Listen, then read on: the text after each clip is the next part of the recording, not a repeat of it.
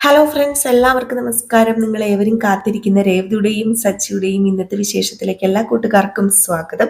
എല്ലാവർക്കും നല്ലൊരു ദിവസം ആശംസിച്ചുകൊണ്ട് തന്നെ നമുക്ക് ഇന്നത്തെ വിശേഷത്തിലേക്ക് കിടക്കാം. അതിനു മുമ്പായിട്ട് ആരെങ്കിലും നമ്മുടെ ഈ ചാനൽ ആദ്യമായിട്ട് കാണുന്നുണ്ടെങ്കിൽ ഇതുവരെ സബ്സ്ക്രൈബ് ഒന്നും ചെയ്തു വെച്ചിട്ടില്ല എങ്കിൽ തീർച്ചയായിട്ടും ഒന്ന് സബ്സ്ക്രൈബ് ചെയ്ത് വെച്ചോളൂ കേട്ടോ. അതിനോടൊപ്പം മാക്സിമം എല്ലാവരും നമ്മുടെ വീഡിയോ ഇഷ്ടപ്പെടുകയാണെങ്കിൽ ഒരു ലൈക്കും കൂടി അടിച്ചിട്ട് പോകാൻ മറക്കരുത്. അപ്പൊ നമുക്ക് നേരെ ഇന്നത്തെ വിശേഷത്തിലേക്ക് തന്നെ കടന്നാലോ. അങ്ങനെ തുടങ്ങുമ്പോൾ തന്നെ കാണിക്കുന്നത് നമ്മുടെ സച്ചിനെ രേവതിനെയാണ്. അങ്ങനെ രേവതി കിച്ചണിൽ ഇങ്ങനെ ഓരോ കാര്യങ്ങളൊക്കെ ചെയ്തുകൊണ്ട് ഇരിക്കുമ്പോഴത്തേക്കും നമ്മുടെ സച്ചി വന്നിങ്ങനെ രേവതിനെ തന്നെ നോക്കുകയാണല്ലോ.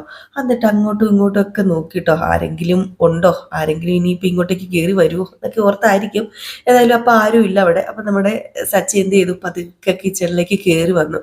എന്നിട്ട് നമ്മുടെ രേവതിയോട് പറയാണ് കേട്ടോ, പൗഡർ ആഗ്രഹം കാരണം അവളുടെ കയ്യിലെ കാശും പോയി. മാത്രമല്ല, അവളുടെ ഭർത്താവിന് സാധനം മേടിക്കേണ്ടതും വന്നു.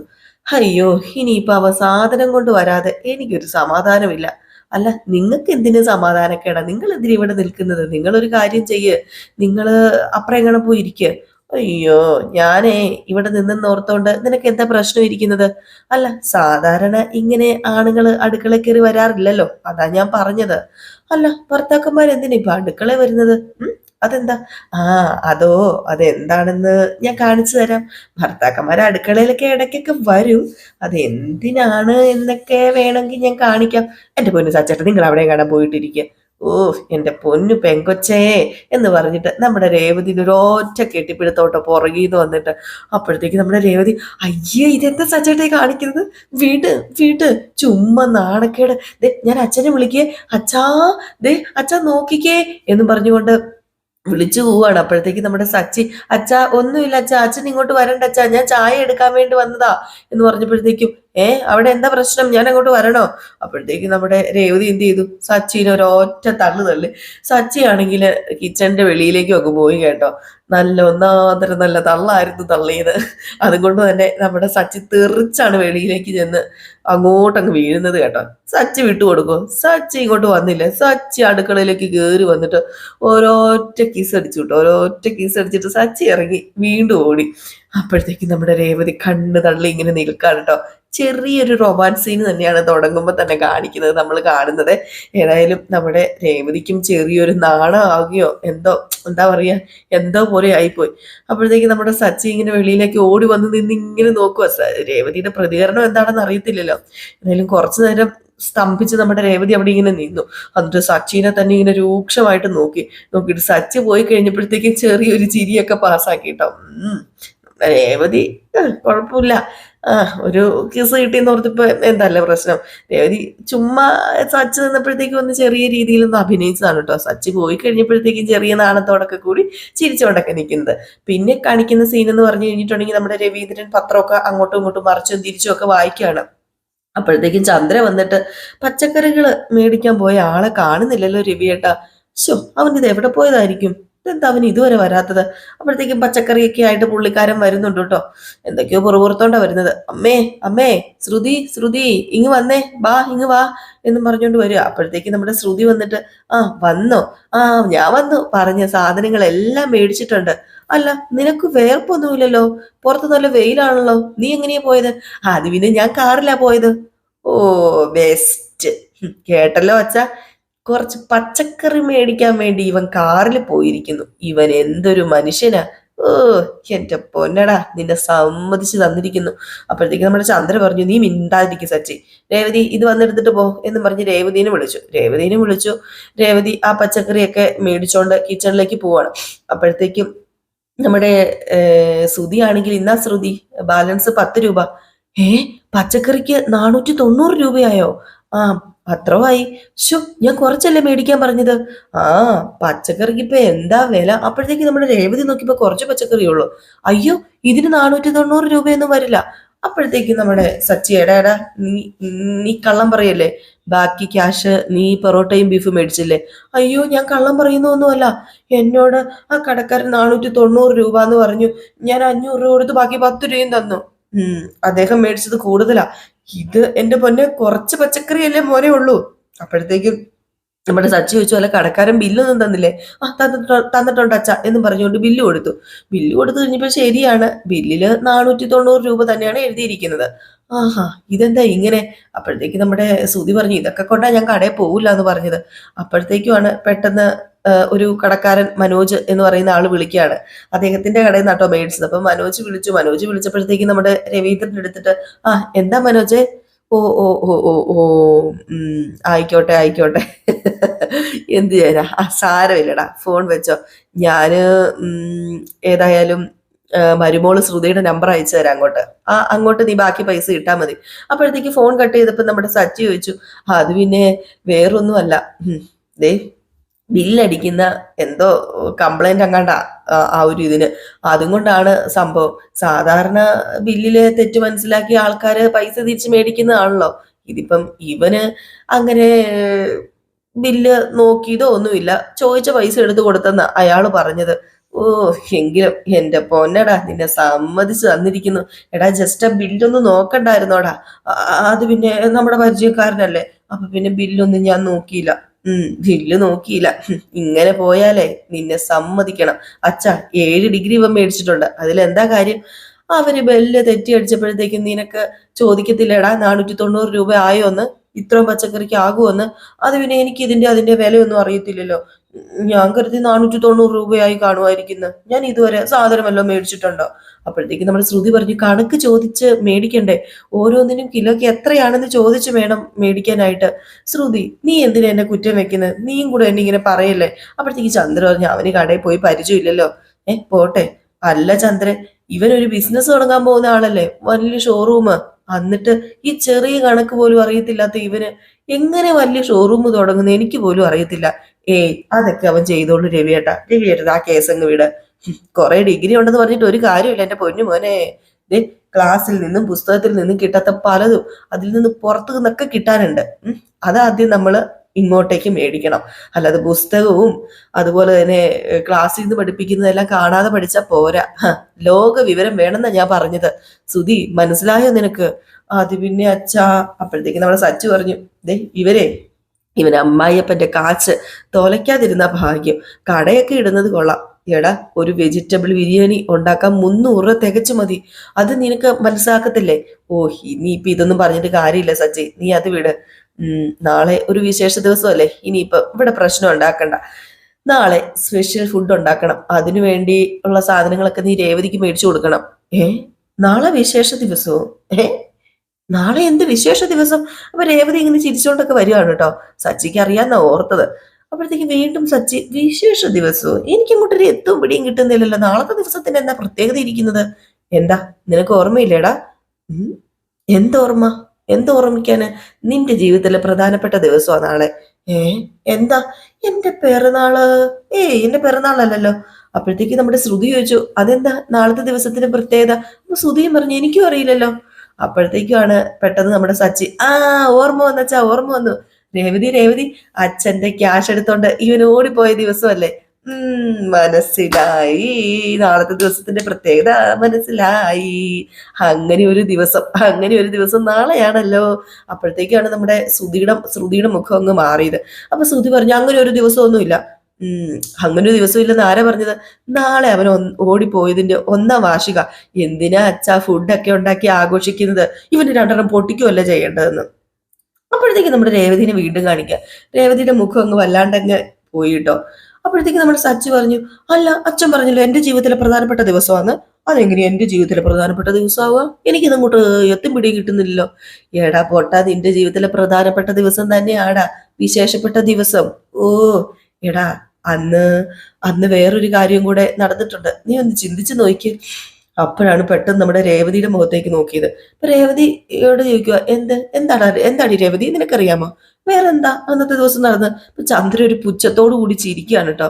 അപ്പോഴത്തേക്ക് നമ്മുടെ ശ്രുതിക്കും പിടികിട്ടിയേ. പക്ഷെ എന്താണെന്ന് സച്ചിക്ക് പിടികിട്ടിയില്ല.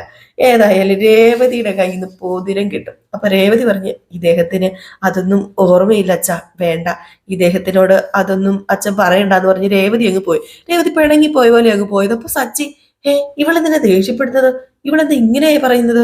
രേവതി, എടാ മിണ്ടാതിരിക്കടാ. അവൾ എങ്ങനെ ദേഷ്യപ്പെടാതിരിക്കും? നാളെ നിന്റെ വിവാഹം കഴിഞ്ഞതിന്റെ 1-ാം വാർഷികമാ, അത് നീ മറന്നുപോയോ? അയ്യോ, അത് എന്റെ അച്ഛ, സത്യമായിട്ട് ഞാനത് ഓർത്തില്ല അച്ഛ. ഓ, എന്റെ ഒരു കാര്യമേ എന്നും പറഞ്ഞ് നമ്മുടെ സച്ചി നേരെ രേവതിയുടെ അടുത്തേക്ക് ചെല്ലുവാണ് കേട്ടോ, അടുക്കളയിലേക്ക്. രേവതി പാവം കണ്ണീരൊക്കെ ആയിട്ട് കരഞ്ഞിരിക്കുകയാണ്. കാരണം അത്രയ്ക്കും പ്രിയപ്പെട്ട ഒരു ദിവസമായിട്ട് നമ്മുടെ സച്ചി ആ ദിവസത്തെ എല്ലാ കാര്യങ്ങളും ഓർത്തു കേട്ടോ. പക്ഷെ നമ്മുടെ രേവതിയുടെ കഴുത്തിൽ താലി കെട്ടിയ കാര്യം ഓർത്തില്ല. സഹിക്കോ നമ്മുടെ രേവതി? പൊറുക്കോ നമ്മുടെ രേവതി? ഏതായാലും സച്ചി പേടിച്ച് വിറച്ച് നേരെ കിച്ചണിലേക്ക് ചെല്ലുവാണ്. എന്നിട്ട് നമ്മുടെ സച്ചി ഓരോരോ ന്യായങ്ങൾ പറയാണ് കേട്ടോ. അത് പിന്നെ രേവതി, അത് പിന്നെ ഞാന്, രേവതി നീ സങ്കടപ്പെടാതെ, വിഷമിക്കാതെ, നീ എന്തിനാ ഈ കരയുന്നത്? ദേ, എന്നെ തൊടരുത് കേട്ടോ, എന്നെ തൊട്ടു പോകരുത്. അതെന്താ നിന്നെ തൊട്ടാല്? ഞാനേ അന്യല്ലല്ലോ, നിങ്ങളുടെ ഭാര്യയല്ലേ. എന്റെ കഴുത്തിൽ താലി കിട്ടിയ ദിവസം പോലും നിങ്ങൾക്ക് ഓർമ്മയില്ല. ആ, മറ്റ് പലതും നിങ്ങളുടെ മനസ്സിലുണ്ട്. ആ, എനിക്ക് മനസ്സിലായി എല്ലാം.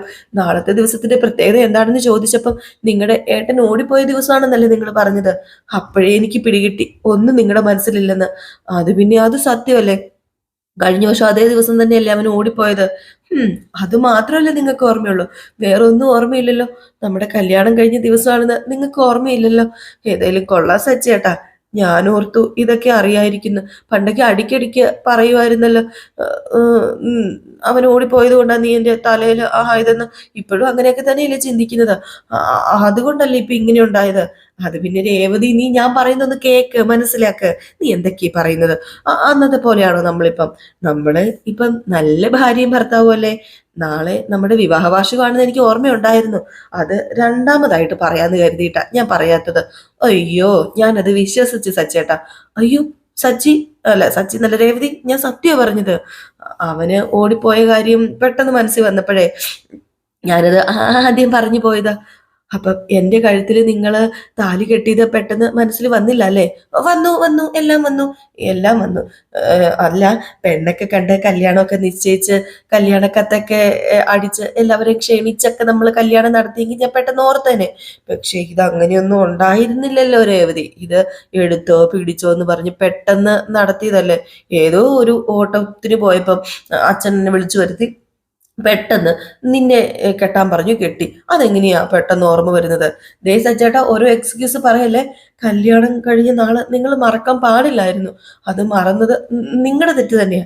അയ്യോ, ഞാൻ മറന്നിട്ടില്ല. ഞാൻ പറഞ്ഞല്ലോ രണ്ടാമതായിട്ട് പറയാൻ ഇരുന്നതാണെന്ന്. അത് മാത്രമല്ല, ആ ദിവസത്തെക്കാൾ ഞാൻ പ്രാധാന്യം കൊടുക്കുന്നത് വേറൊരു ദിവസത്തിനാ. വേറെ ഏത് ദിവസം? അതെ, ഈ അടുത്ത കാലത്ത് ഞാൻ നിനക്ക് താലി മേടിച്ചു തന്നപ്പം നീ എന്നെയും കൂട്ടി ക്ഷേത്രത്തിൽ പോയി ആ താലി എന്നെ കൊണ്ട് കഴുത്തേല് കെട്ടിച്ചില്ലേ നീ? ആ ദിവസം സത്യമായിട്ടും ഞാന് നമ്മുടെ വിവാഹ വാർഷികമായിട്ട് ആഘോഷിക്കാന് തീരുമാനിച്ചിരിക്കുന്നത്. അന്നൊരു കല്യാണം പോലെ തന്നെയല്ലേ താലി കെട്ടിയത്. എന്റെ മനസ്സിലെ നമ്മുടെ കല്യാണം കഴിച്ച ദിവസം അതാ അമ്പലത്തിൽ വെച്ച് ഞാൻ നിന്റെ കഴുത്തിൽ മനസ്സോടുകൂടി താലി കെട്ടിയപ്പം എന്റെ മനസ്സിൽ പതിഞ്ഞത് ആ ദിവസം തന്നെയാ. ആ ദിവസം കേട്ടോ എന്റെ മനസ്സില്. ആ ദിവസമെങ്കിലും ഓർമ്മയുണ്ടല്ലോ. ആ ദിവസം എങ്ങനെ ഓർക്കാതിരിക്കാൻ പറ്റുമോ? നിന്നോടത്തുള്ള എല്ലാ നല്ല മുഹൂർത്തങ്ങളും എന്റെ മനസ്സിലുണ്ട് രേവതി.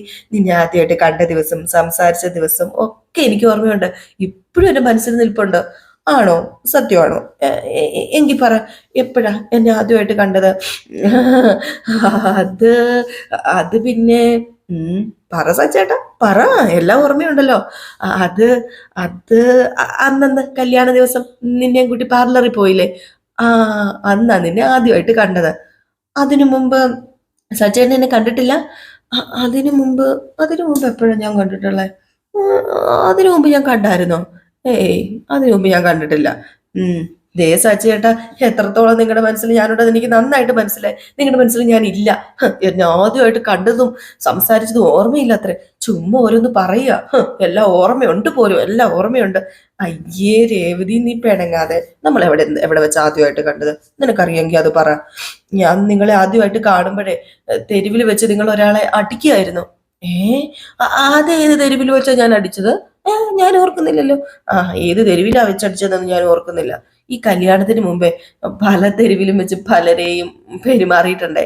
അതുകൊണ്ടാ ചോദിച്ചത്, നീ ഇനി ഏത് തെരുവിൽ വെച്ച് ഞാൻ ആരെ അടിക്കുന്നതെന്ന്. അതാ അതാ ചോദിച്ചത്. പറ രേവതി, എവിടെ വെച്ചാ, എങ്ങനെയാ? നിനക്ക് പറയാൻ പറ്റൂലെങ്കിൽ അത് വിട്, പോട്ടെ. വേറെ എവിടെയെങ്കിലും വെച്ച് നീ എന്നെ കണ്ടിട്ടുണ്ടോ? കണ്ടിട്ടുണ്ട്. ഒരു ദിവസം മൂക്കറ്റം മദ്യപിച്ച് റോഡിൽ കിടന്ന് ഡാൻസ് കളിക്കുന്നത് കണ്ടായിരുന്നു. ആ, എന്റെ പൂവും കൂടെ എടുത്ത ഡാൻസ് കളിച്ചത് അറിയാമോ? ആ, അങ്ങനെയൊക്കെ ഉണ്ടായിരുന്നല്ലേ. ഉം, അങ്ങനെ ഒരു സംഭവം ഉണ്ടായിട്ടുണ്ടോ? നീ വെറുതെ പറഞ്ഞതല്ലേ. ഞാൻ അങ്ങനെയൊന്നും ചെയ്യത്തില്ലല്ലോ. ഞാൻ ഗുഡ് ബോയ് അല്ലേ. ആര്? നിങ്ങളോ ഗുഡ് ബോയോ? എന്റെ പൊന്നു സജ്ജേട്ട, ഗുഡ് ബോയ് അല്ല ഞാൻ പറയുന്നില്ല. നിങ്ങളെ പിന്നെ ഞാൻ കണ്ടത് ഒരാളെ വെട്ടാൻ ഓടിക്കുന്നതാ. ഒരാളെ വെട്ടാൻ ഓടിക്കുന്നത്. ആ, അങ്ങനെയാ ഞാൻ ആദ്യം കരുതിയത്. പിന്നെയാ മനസ്സിലായത് നിങ്ങൾ സീരിയലിൽ അഭിനയിക്കുകയായിരുന്നു എന്ന്. ഓ, അത് മനസ്സിലായി, എനിക്ക് അത് മനസ്സിലായി. അത് ഞാൻ ഒരു സീരിയലിൽ അഭിനയിച്ചത് തന്നെയാ. അന്നേ എല്ലാവരും എന്നെ അഭിനന്ദിച്ചിരുന്നു. പക്ഷേ പിന്നീട് ആരും എന്നെ അഭിനയിക്കാൻ വിളിച്ചില്ല. ആ, എനിക്ക് അഭിനയിക്കാൻ അറിയാത്തത് കൊണ്ടായിരിക്കൂലേ പിന്നെ ആരും എന്നെ അഭിനയിക്കാൻ വിളിക്കാത്തത്. അഭിനയിക്കാൻ അറിയത്തില്ലെന്നോ നിങ്ങൾക്ക്? ഉം അത് പിന്നെ രേവതി, എനിക്ക് നാച്ചുറൽ ആയിട്ട് അഭിനയിക്കാൻ മാത്രമേ അറിയത്തുള്ളൂ, അല്ലാതെ ഈ ആക്ട് ചെയ്യാനേ അറിയില്ല. അത് കഴിഞ്ഞ് നീ എന്നെ കണ്ടപ്പം എന്തോ വിളിച്ചിരുന്നല്ലോ, എന്തായിരുന്നു അത്? ആ, ആ, ആ, അതൊന്നും ഞാൻ ഓർക്കുന്നില്ല, ഞാനൊന്നും വിളിച്ചില്ല. ഇല്ലില്ലില്ല, നീ വിളിച്ചിരുന്നു. എന്താ വിളിച്ചതെന്നാണല്ലോ ഞാൻ മറന്നുപോയത്. അത് പിന്നെ എനിക്കതൊന്നും ഓർമ്മയില്ല സച്ചേട്ടാ. ഉം മറ്റെല്ലാം ഓർമ്മയുണ്ടല്ലോ, പിന്നെന്താ നിനക്ക് ഇത് മാത്രം ഓർമ്മയില്ലാത്തത്? അത് പിന്നെ ഇല്ല, എനിക്ക് അത് ഓർമ്മയില്ല. ശ്ശോ, എന്താ വിളിച്ചത്? ആ, എന്തോ വിളിച്ചിരുന്നു, അത് ഞാനും അങ്ങോട്ട് പെട്ടെന്ന് മറന്നുപോയി. അതെന്തായിരുന്നു അത്? ഉം, അപ്പോഴത്തേക്ക് നമ്മുടെ രേവതി പറഞ്ഞു, ഗുണ്ട ഗുണ്ട ഞാൻ അന്ന് വിളിച്ചിരുന്നത്. മനസ്സിലായി. ഗുണ്ട എന്ന് തന്നെയാ നീ എന്ന് വിളിച്ചത്. നീ എന്നെ ഒരു ഗുണ്ടയാക്കിയില്ലേ. അത് പിന്നെ അന്ന് അങ്ങനെ തോന്നിയത് കൊണ്ട് ഞാൻ വിളിച്ചതാ. അന്ന് നിനക്ക് അങ്ങനെയൊക്കെ തോന്നിയോ? അല്ല, ഇപ്പൊ നിനക്ക് എങ്ങനെ തോന്നുന്നു? ഗുണ്ടാന്ന് വിളിക്കാൻ തോന്നുന്നു അതോ ഉണ്ടാന്ന് വിളിക്കാൻ തോന്നുന്നു? ഇപ്പൊ എന്റെ പുരുഷനായിട്ട് തോന്നുന്നു, അല്ലാതെ വേറെ എന്ത് തോന്നാനാ? ഉം അപ്പം സ്വപ്നത്തിൽ പോലും നീ കരുതി കാണില്ല അല്ലേ ഈ ഗുണ്ട നിന്റെ കഴുത്തിൽ താലി കെട്ടുമെന്ന്, നിന്റെ പുരുഷനാകുമെന്ന്? ഇല്ല, സ്വപ്നത്തിൽ പോലും ഞാൻ കരുതിയില്ല. അല്ല, നിനക്ക് അന്ന് എന്നെ അത്രയ്ക്ക് പേടിയായിരുന്നല്ലേ? പേടിയുണ്ടോന്ന് ചോദിച്ചാല് പേടിയൊന്നും ഉണ്ടായിരുന്നില്ല. എനിക്ക് നിങ്ങളെ ഇഷ്ടമല്ലായിരുന്നു, കണ്ണെടുത്താ കണ്ടുകൂടായിരുന്നു. ഉം മനസ്സിലായി, എല്ലാം മനസ്സിലായി. അപ്പോഴത്തേക്ക് നമ്മുടെ രേവതി എണീറ്റ് പോവാണ് കേട്ടോ. അപ്പോഴത്തേക്ക് സച്ചി പറഞ്ഞു, പോലെ പോലെ അവിടെ നിക്ക്, നീ അവിടെ നിക്ക് രേവതി. എന്നിട്ട് ഇങ്ങനെ ചേർത്ത് നമ്മുടെ രേവതിനെ പിടിച്ചു കേട്ടോ. എന്നിട്ട് രേവതിയുടെ കണ്ണിൽ തന്നെ നോക്കിയിട്ട്, ഇപ്പൊ എങ്ങനെയാ? ഇപ്പം എന്നെ ഇഷ്ടാണോ? അല്ല, ഇപ്പൊ എങ്ങനെയാന്ന് സച്ചേട്ടന് അറിയില്ലേ? അറിയാം, എങ്കിലും ഇന്ന് തുറന്ന് പറയടോ, നിന്റെ വായിന്ന് കേൾക്കാൻ എനിക്കൊരാഗ്രഹം. അപ്പോഴത്തേക്ക് രേവതി പറഞ്ഞു, എനിക്ക് ഇഷ്ടമാണ്, ഒത്തിരി ഒത്തിരി ഇഷ്ടമാണ് സച്ചേട്ടനെന്ന്. അപ്പോഴത്തേക്ക് നമ്മുടെ രേവതിനെ സച്ചി വീണ്ടും ഇങ്ങനെ ചേർത്ത് പിടിക്കുന്ന ഒരു സീനാട്ടോ കാണിക്കുന്നത്. അപ്പൊ ഇതിനിടയ്ക്ക് ഒരു പാട്ടൊക്കെ ഇടുന്നുണ്ട് കേട്ടോ, ഇവരുടെ റൊമാൻസിന്റെ ഇടയ്ക്ക്. അപ്പൊ ഏകദേശം ഈ ഒരു ഭാഗമൊക്കെ കാണിച്ചിട്ടാട്ടോ ഇന്നത്തെ വിശേഷം അവസാനിക്കുന്ന. അപ്പൊ എല്ലാവരും കാത്തിരിക്കുക അടുത്ത വിശേഷത്തിനായിട്ട്. അപ്പൊ അടുത്ത വിശേഷവുമായിട്ട് വരാട്ടോ. അതുവരെ എല്ലാവർക്കും ടാറ്റ ബൈ ബൈ. അപ്പൊ അടുത്ത വിശേഷവുമായിട്ട് വരാട്ടോ. അപ്പൊ ലൈക്ക് അടിക്കാൻ മറക്കരുത്, കൂടെ ഒരു ഹൈപ്പും കൂടെ തരാൻ മറക്കരുത്. പുതിയ ഓപ്ഷനാണ് ഹൈപ്പ്. ലൈക്ക് അടിക്കുന്നവർക്ക് മാത്രമായിട്ടുള്ള ഒരു ഓപ്ഷനാണ് ഹൈപ്പ്. അപ്പം ഒരു ഹൈപ്പും കൂടെ തന്നിട്ട് പോകാൻ വേണ്ടി ശ്രദ്ധിക്കണം കേട്ടോ. അപ്പൊ ഇനി അടുത്തത് നയനിയുടെയും ആദർശിന്റെയും കഥയാണ്. അതുപോലെ നമ്മുടെ റിയൽ സ്റ്റോറിക്കകത്ത് നമ്മുടെ അരീനയുടെ കഥയും കൂടെ വരുന്നുണ്ട് കേട്ടോ. ഇന്നത്തെ ഫുൾ വിശേഷവും കൂടെ ഇടുന്നുണ്ട് കേട്ടോ. അപ്പം മറക്കാതെ കാണണേ. അപ്പം എല്ലാവർക്കും വീണ്ടും നല്ലൊരു ദിവസം ആശംസിച്ചുകൊണ്ട് നിർത്തുകയാണ്. Tata bye bye.